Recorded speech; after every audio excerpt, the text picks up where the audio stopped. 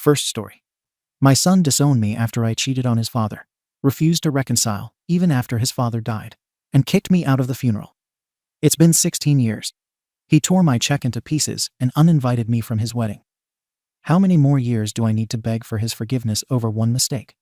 Throwaway, because I know how this will look. I'm a 51-year-old woman, and I did something 16 years ago that destroyed my marriage and my relationship with my only child, 28 now. I've lived with that every single day. This isn't a woe is me post. I'm not the victim. But I also don't know if I crossed a line recently. And I know Reddit doesn't sugarcoat anything, so maybe I need that. I met my ex-husband when we were both 17. High school sweethearts. We were best friends before we ever kissed. Married at 23, had our son at 24. Life was simple, happy. We had a routine. I worked part-time once our son was in school, and he worked full-time coaching and teaching. He was always involved coaching our son's sports teams, driving him to games, and being the loudest one on the sidelines. I always admired how close they were. I felt a little out of place sometimes. I tried to bond with our son in my own ways, but the two of them had this easy rhythm I didn't always fit into. Looking back, that shouldn't have mattered. But I let it get to me more than I ever admitted. When our son was around 11, I made the worst decision of my life. I had an affair. It wasn't some grand passion. It wasn't romantic. It was stupid, shallow. With a man whose son played on our son's team. I know I was feeling left out of my own life. My husband was so busy, my son was closer to him, and I felt like I was just a house manager. No excuse. I'm not excusing it. Just trying to explain the pathetic headspace I was in. The affair didn't last long. A few months. But it blew everything up. My husband found out, I still don't know how, and everything crumbled. Divorce papers were filed fast. My son was 12. He never looked at me the same after that. It was like a switch flipped in his brain. One day he was my goofy, messy, lovable boy who asked me to make his favorite grilled cheese cut into triangles. And the next he was cold. Blank.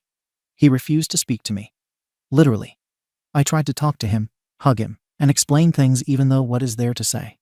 And he acted like I didn't exist. We had a custody schedule in place, 1 week with me, 1 with his dad. That lasted maybe 3 weeks. I'd pick him up, and he'd go straight to his room. Wouldn't eat dinner with me. Wouldn't answer questions. If I said his name, he'd pretend I wasn't there. Eventually, I realized what he was doing. When I'd drop him off with his dad, he'd never come back. Or worse, when his dad would drop him off, my son would wait until I shut the door and then get on his bike and ride back to his dad's house, even though it was 2 miles away. I'd call his dad, and he'd tell me he didn't encourage it, that he begged our son to stay with me, but what could he do? I tried therapy. I forced it, really.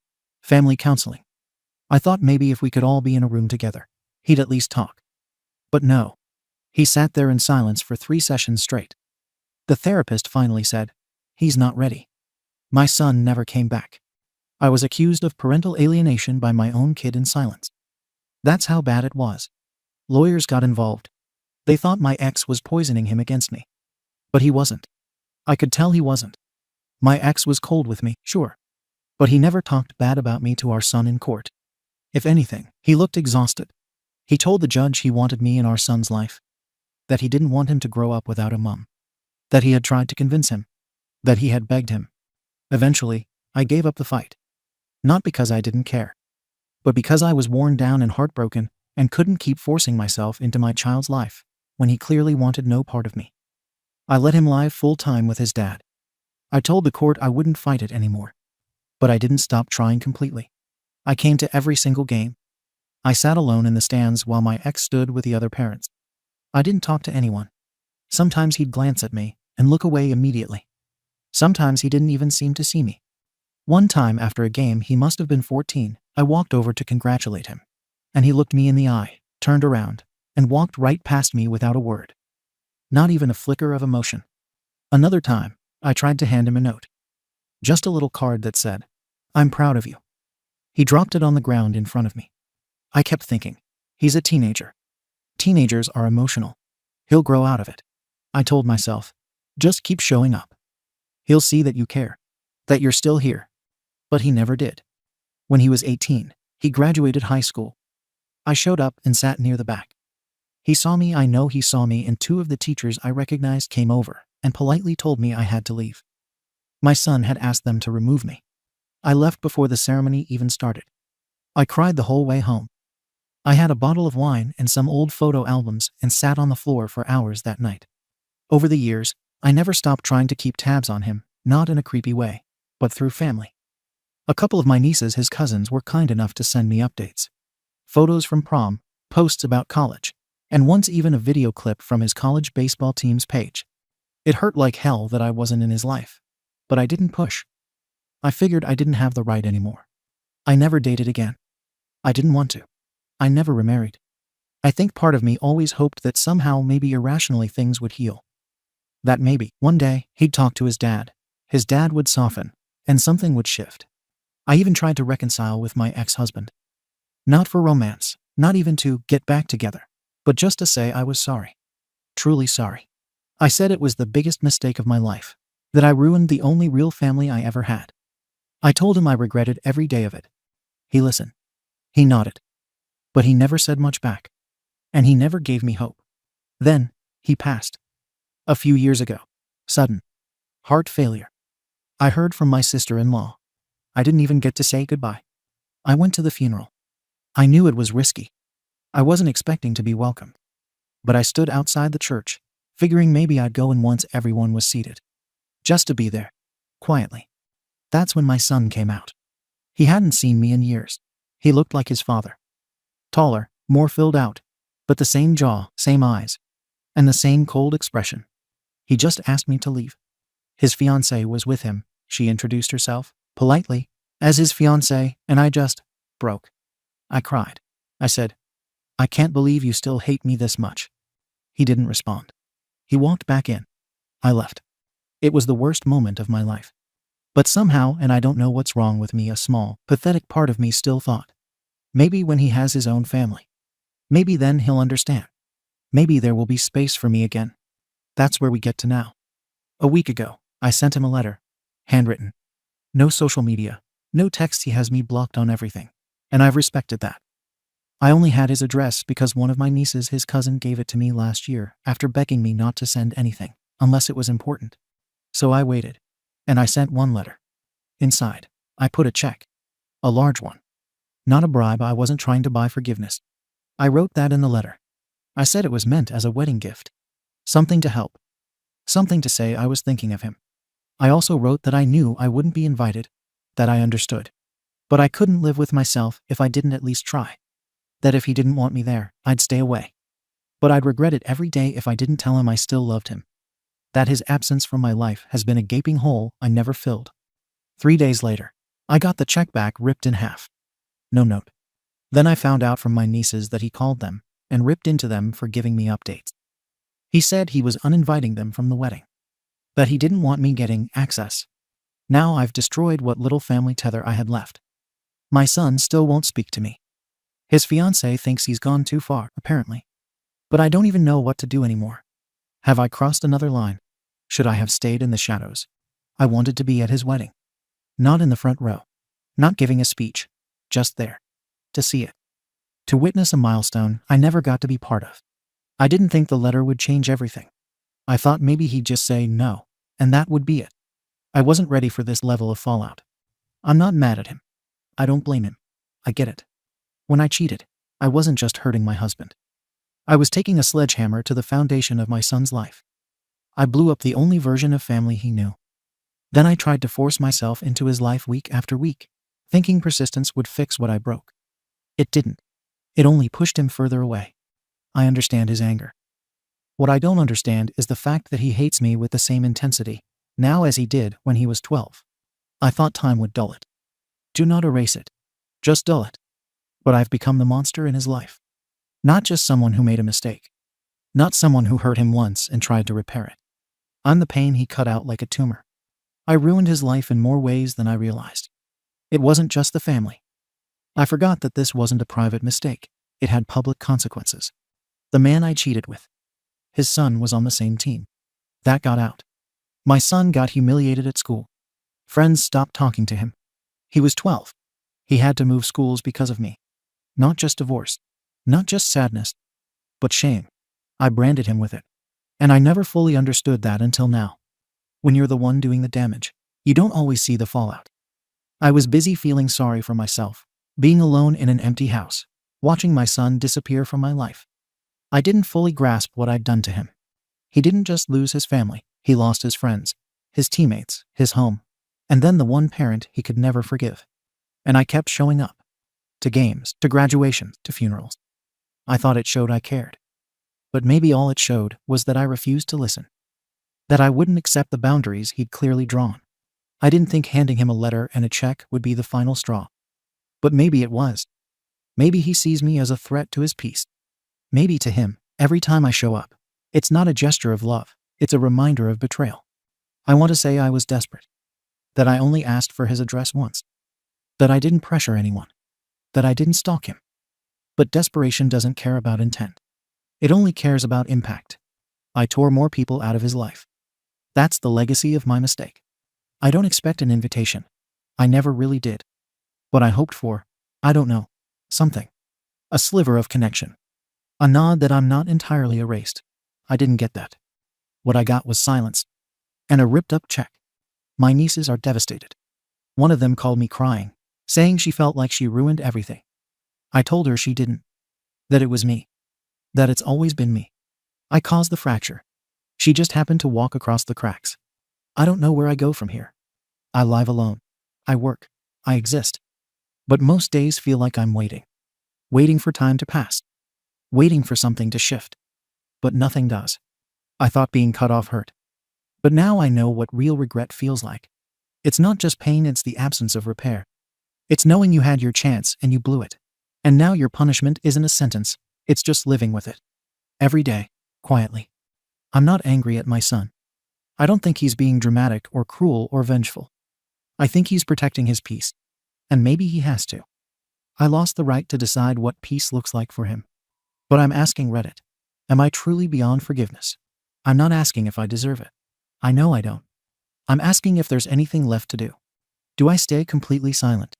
Do I try again in a year? Do I write a letter with no address and no check, just words? Or is that selfish too?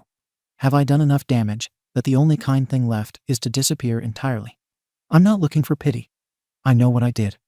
But if there's anything left, any advice on how to live with this level of loss and still wake up every day, I'm listening. Comments. Comment 1. NTA.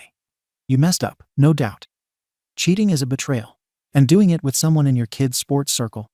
That's brutal. You hurt your husband and son badly, and the consequences were huge. But your son is 28 now. We're not talking about a 15-year-old working through trauma. This is a grown man still maintaining a 16-year-long silent treatment like it's the only way to cope. You've respected his boundaries for years. You haven't stalked, harassed, or forced contact. You wrote one letter. After 15 years. With a wedding gift and a heartfelt note. And now you're the arsehole again. I get that pain cuts deep, and I don't expect him to forget. But this level of sustained rage feels more about punishment than healing. And cutting off cousins who were just trying to hold some family thread together. That's petty and controlling. He's not just protecting peace, he's gatekeeping vengeance at this point. You're not perfect. But he doesn't get to define you as irredeemable forever. He's old enough to either accept your apology or just quietly ignore it. Don't nuke the whole extended family over it. Comment 2. Nah. But I think your son needs therapy just as much as you did. This is a sad story all around. You made a horrible mistake, and it cost you your family. He lost trust, stability, and a normal teenage life. I understand why he never forgave you. You hurt him at a foundational age. But after 15 plus years, some of this feels like arrested emotional development. He's holding on to 12-year-old rage in a 28-year-old body. His feelings are valid, but the behavior's shunning at events, removing cousins, refusing even a basic acknowledgement of a heartfelt letter scream unprocessed trauma. You're doing the best you can in the aftermath. You gave him space, never pushed too hard. And when you did reach out, you did it quietly, respectfully, and with clear intent. If he wants you gone forever, that's his right. But if he thinks erasing everyone who even talks to you is the path forward, then he's just repeating the damage now from his side. Update. Thanks to everyone who commented. I read almost every reply. I don't know if I found peace in any of it, but it helped me feel less invisible. I wanted to post an update, even if no one reads it, because things have happened, and I need to get it out of my system. Some of you warned me not to go to the wedding. Others told me to respect the boundaries that were already made clear. And I tried. I really did. For weeks after the letter, I told myself not to show up, that it would only make things worse, that if he didn't want me there, being near the venue even outside would only confirm every fear he's ever had about me not respecting space.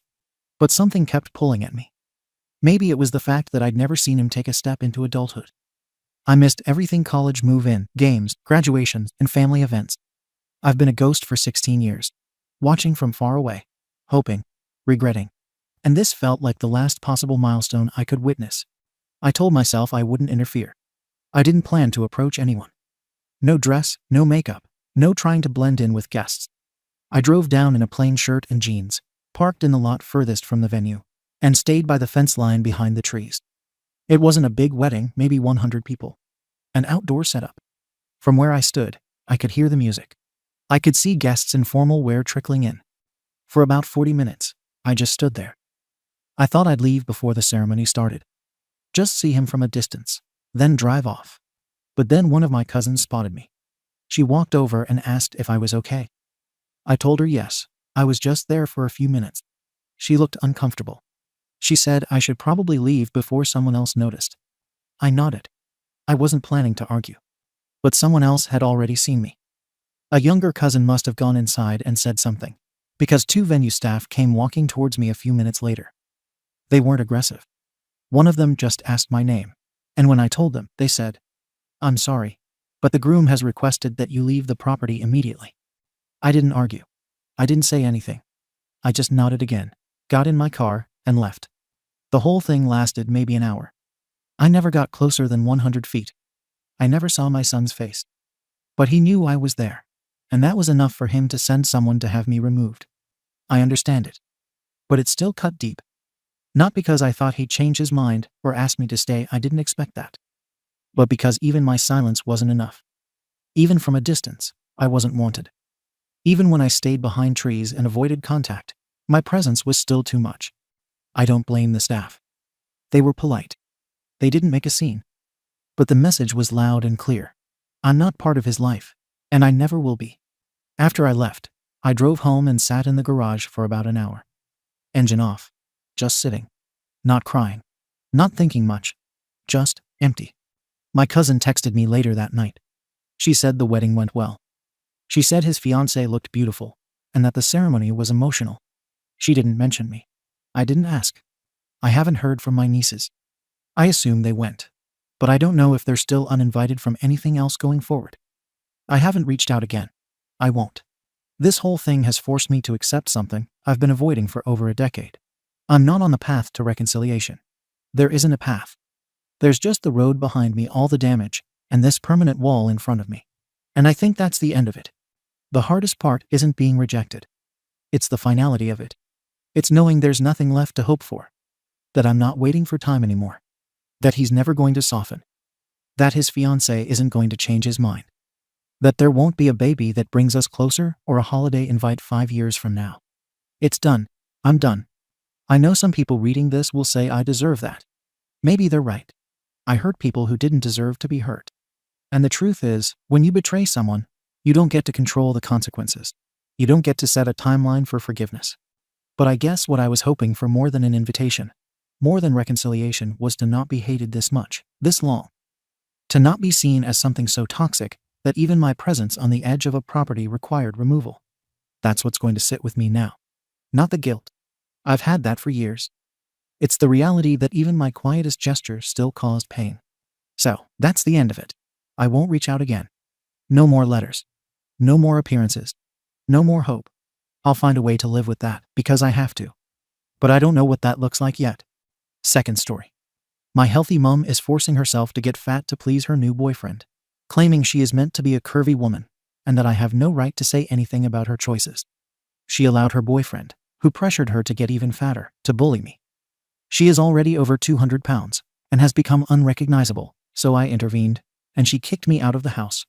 This post will be a little long, but please read it. I think the details are important, and I am hoping that someone can give me some advice, because I am out of options. The problem relates to my mother and her weight gain over the last year or so. It started sometime last spring-summer, a few months after she had started dating her current boyfriend, Mike. Prior to that point, she was in decent shape. My mom was always a bit overweight during my childhood and teenage years, but after my parents split up, which was about 2.5 years ago, she started taking better care of herself. We became running diet partners, and she eventually reached the 130s, although her weight still fluctuated some. Sometime around late January of last year, she met Mike. He seemed like a nice enough guy when I met him, and they soon became serious. I think it is important to note that Mike is the first serious relationship my mom has had since she split with my dad. In any event, things were fine heading into the summer of last year. Then sometime around my high school graduation in June, she told me that she needed to have an important conversation with me.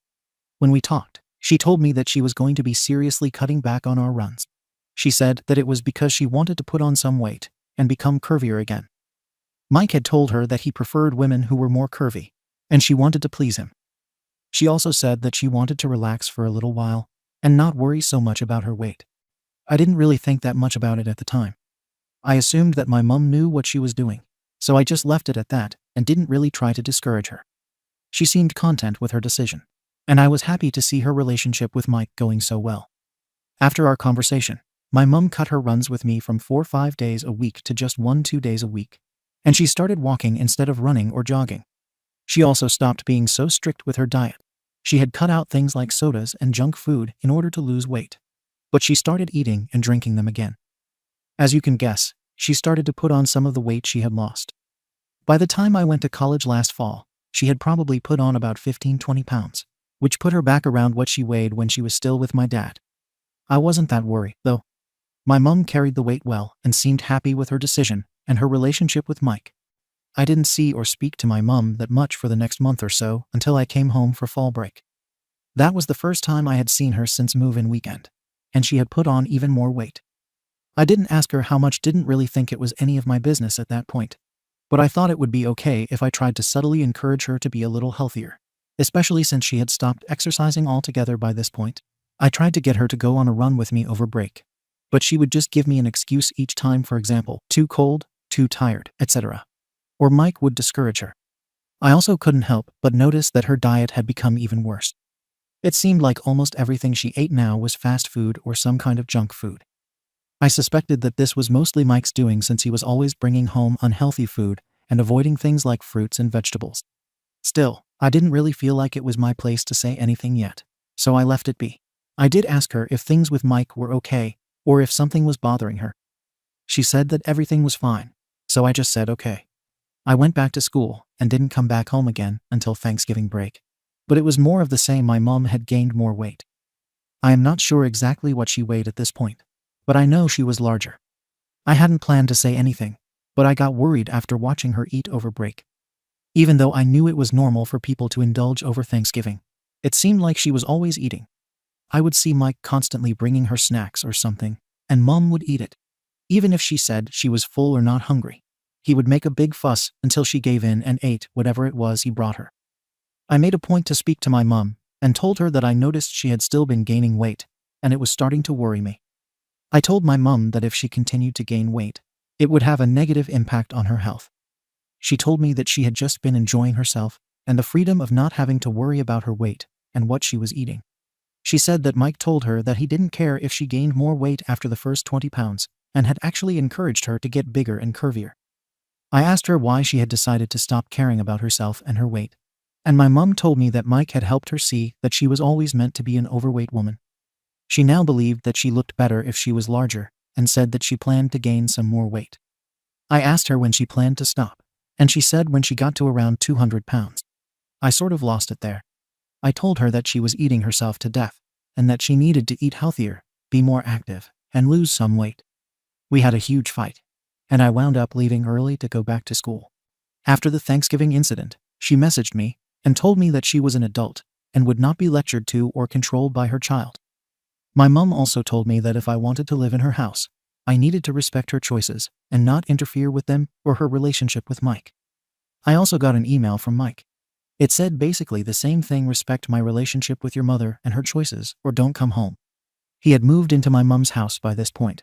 I decided to spend Xmas and New Year's with my dad and his family, and I didn't come home during the spring semester. I just recently finished school and moved back into my mom's house for the summer. I had kept up with her through Facebook and knew she had still been gaining weight, but I didn't realize how big she had gotten until I got home. I would guess she is somewhere around, if not over, 200 pounds now. Everything about her is bigger. She doesn't even look like my mom anymore because of how much weight she has gained in her face. She is mostly sedentary now other than what she does at her office during the day. After she gets home, she sits on the couch and gorges herself. I am shocked at how much she eats now.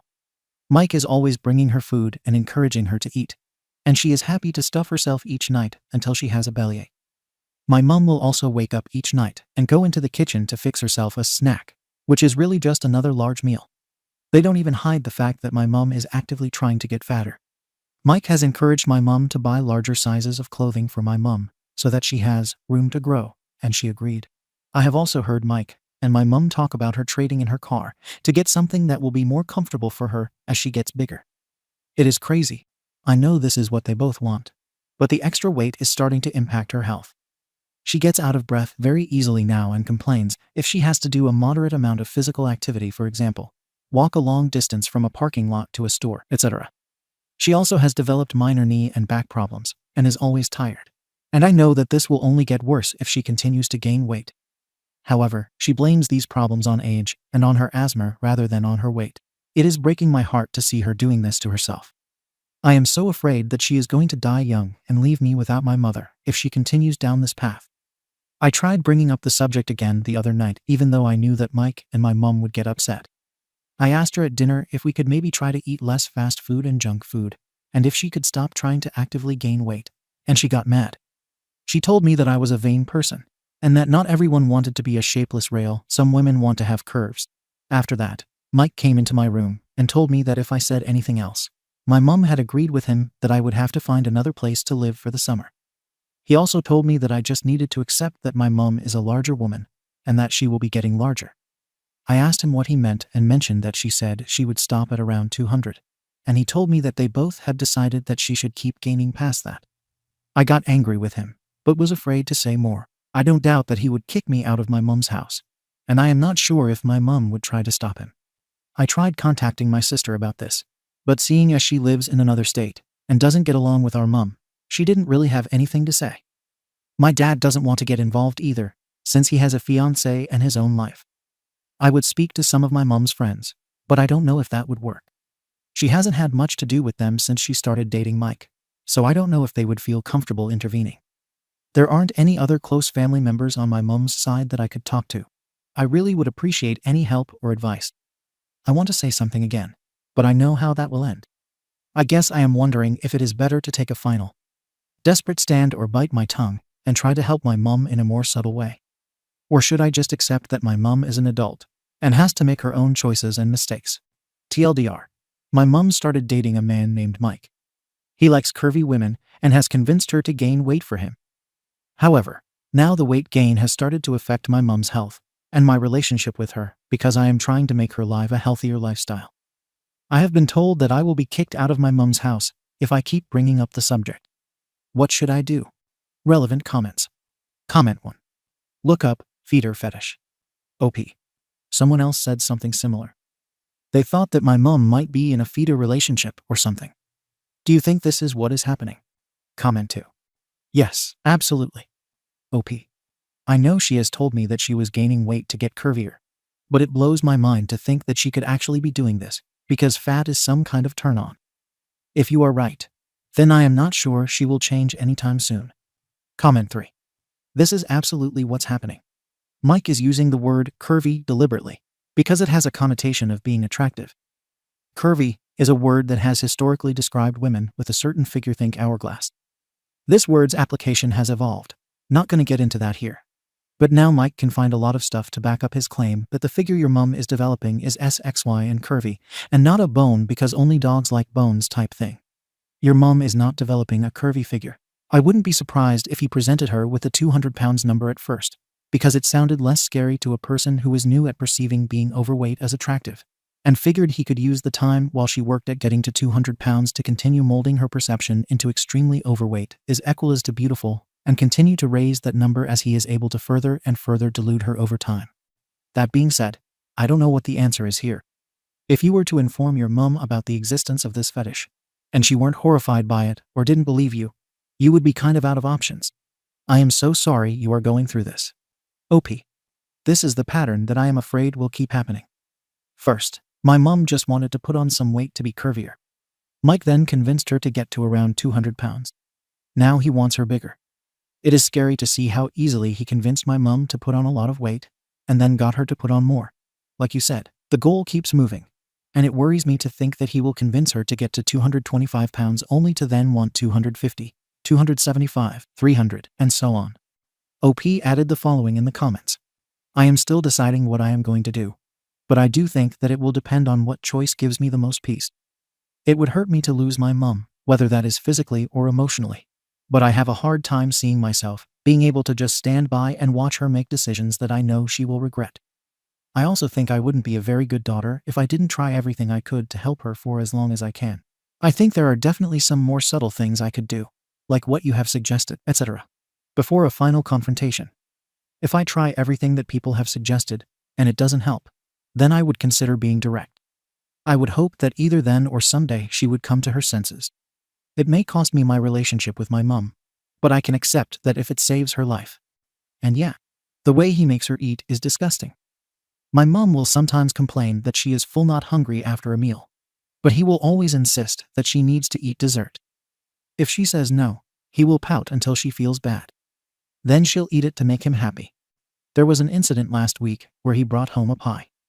I was going to cut myself a slice before dinner, but he stopped me and told me it was my mum's. Okay, not a big deal. However, at dinner that night, after we had finished eating, he brought the pie out for her. He cuts 2 big slices and puts them on her plate. My mum then tells him that she is full. She had already eaten quite a bit. Mike just looked at her and told her that she was ungrateful. He said that he had gone out of his way to get her favorite pie, and that she never appreciated the things he does for her. My mum began to apologize. She said that she was not that full and started to eat the slices. The whole thing was a pretty horrifying experience. Update. 2.5 months later. I hadn't planned on posting an update, especially after how everything turned out.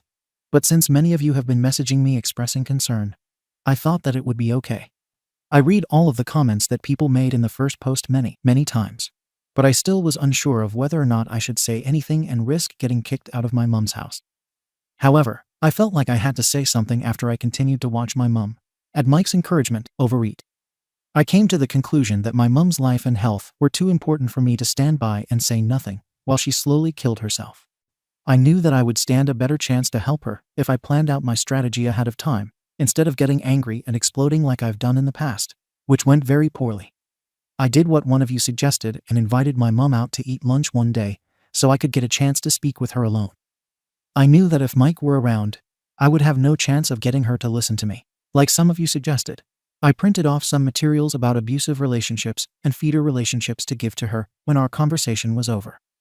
At lunch, I basically repeated what I had told her in the past, that I was concerned about her health, because I wanted her to be around for a long time. But I did emphasize that I respected her role as my mother and her ability to make choices for herself as an adult. I told her that I was just concerned and wanted her to have the ability to make informed choices. But ultimately, I would respect whatever decision she reached. My mum did not respond to what I said well. She started getting upset, and she got particularly angry about me mentioning feeder relationships. She told me that none of this applied in her case. Mike just liked curvy women. She also accused me of being jealous and insecure about her relationship with Mike, and she said some other hurtful things. She continued to deny that her relationship with Mike was abusive, and that her weight was causing her any health problems, even though I think there's no longer any doubt that both are true. When we got back home, she told me that I had 2 days to move out, so I spent the rest of my summer at my dad's house. I didn't see my mum again until 2 weeks ago. I had to go back to her place to pick up the stuff I left there. I can't say that I was surprised to see that she'd continued to put on weight. I was surprised to see the state of the house, though. It was an absolute mess. There were all kinds of takeout boxes and food containers all over the place. It looked like it hadn't been cleaned since I left. I tried to get out as quickly as I could, but before I left, my mum said she wanted to speak with me. She told me that I needed to know that Mike had asked her to marry him, and she had accepted his proposal. The wedding would be taking place soon, and I was invited to come if I apologized to the two of them for my behavior. She then informed me that they were looking to move to Oregon. Mike has family out there. And since my mom has no close friends or family here anymore, mostly because of Mike, she thought it would be a good move to start over. I didn't really know what to say, so I just told her I was glad she was happy. I honestly don't know what, if anything, I can do. I want to believe that there's something else I can do, but I have no idea what that would be. I hope that she'll eventually realize what Mike is doing and will ask for help. Even though things didn't turn out well, thank you all for your help. At least we tried. TLDR. I tried to talk to my mom, but she didn't listen. I'm sad for her, but I don't think there's anything else I could have done differently. Relevant comments. Comment 1. I would decline the invitation for the wedding, but say that you're always there for her when she needs you. Unfortunately, I went through something similar with my sister, and we had an almost non-existent relationship for about 4 years until she came around and realized that her husband was abusive. It wasn't easy, but I refused to be an enabler. I recommend you do the same. OP. I don't think I can attend the wedding. It would feel like I was giving my approval to the relationship. I realize that it's probably going to cause further damage to our relationship, but it would feel wrong. Comment 2. If you apologize, it is just going to make it seem like you did something wrong, and you didn't. You love your mom, so I think the best thing you can do is decline the invitation, but offer to always be there for her if she needs to talk. You can't enable or show approval of this relationship. It's a shame that she is so blind to what's happening, but hopefully she will eventually come to her senses. Your body can only take so much abuse, but I hope she snaps out of it before permanent damage occurs. Good luck. OP.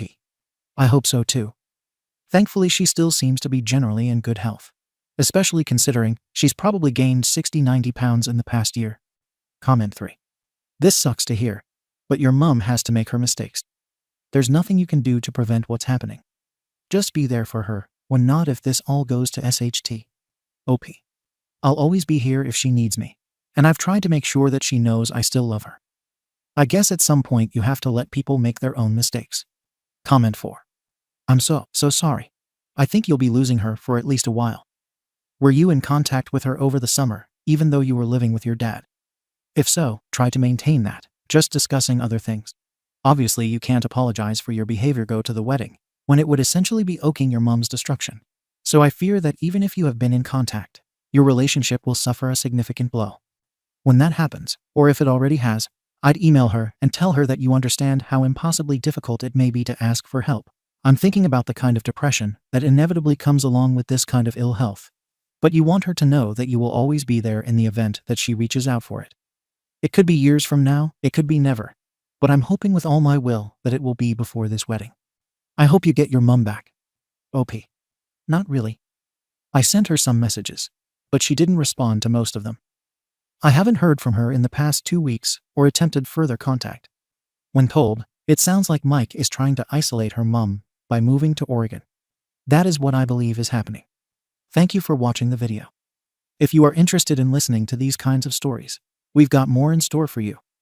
Simply subscribe to our channel, hit the like button, and share it with your friends.